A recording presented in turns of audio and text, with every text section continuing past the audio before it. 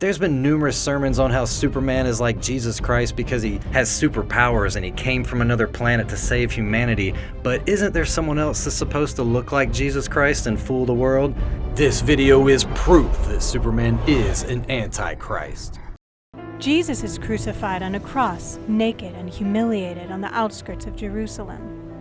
Clark Kent is crucified, almost naked, on a cross on the outskirts of Smallville. But unlike Jesus, Clark Kent doesn't die on the cross.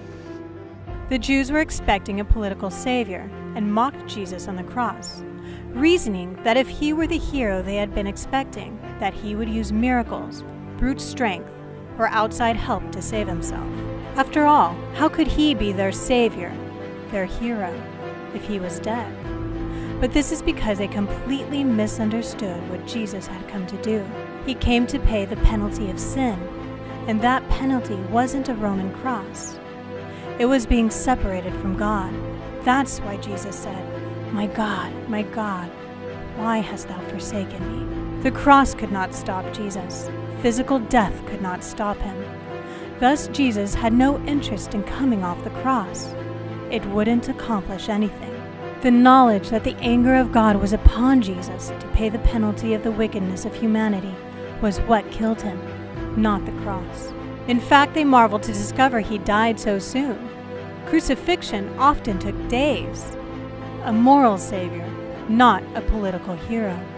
It's finding that within himself, which I think will help him move on to being who we all know he's going to be. We are confident you will become Earth's greatest savior. But Clark Kent, in this twisted retelling of the crucifixion of Jesus, this Christ-like figure, doesn't die or even stay on the cross. This was the hero the Pharisees were looking for. A political hero, a temporal hero, a strong man to overthrow the powers that oppress us, and nothing more. Clark Kent's story then is a thinly veiled retelling of the story of Jesus. I need to see a doctor.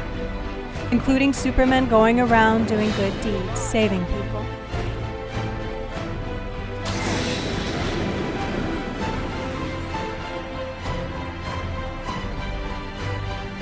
Even the show's theme song is called Save Me by Remy Zero.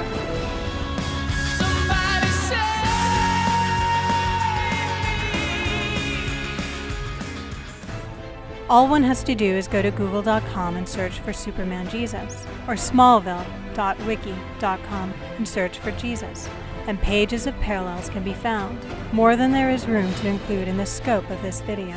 The first season of Smallville parallels content from the books Matthew, Mark, Luke, and John, reimagining the birth and crucifixion of Jesus.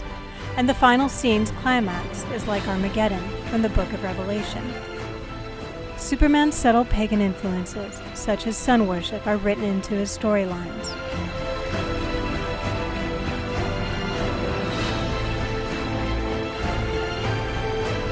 On Krypton, the world where Superman comes from, the sun is worshipped as the god Ra, not all that different from the sun god Ra of Egypt. In fact, in certain versions of the comic book, Superman is a Ra worshipper. In Smallville, a special book appears named the Book of Ra, the Kryptonians' version of the Bible, which contains Ra's prophecy. The Book of Ra. The Book of Ra. I need the Book of Ra. What do you want from me? Everything you know about the Book of Ra. It's the Kandorian Bible. So I'd say the Book of Ra was some sort of Kryptonian Bible. It's so much more than that. It wields great power. The Book of Ra.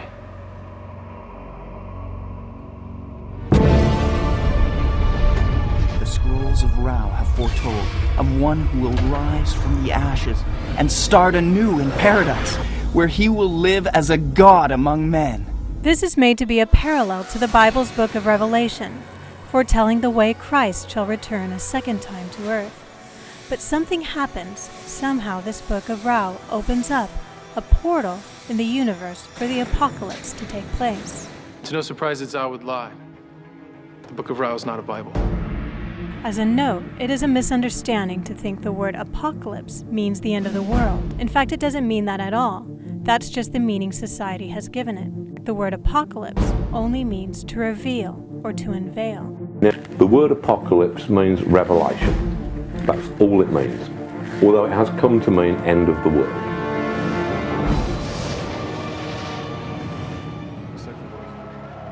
The Smallville apocalypse is not a book or something being revealed, but a fictional planet that is descending to Earth in a mockery of the second coming of Jesus.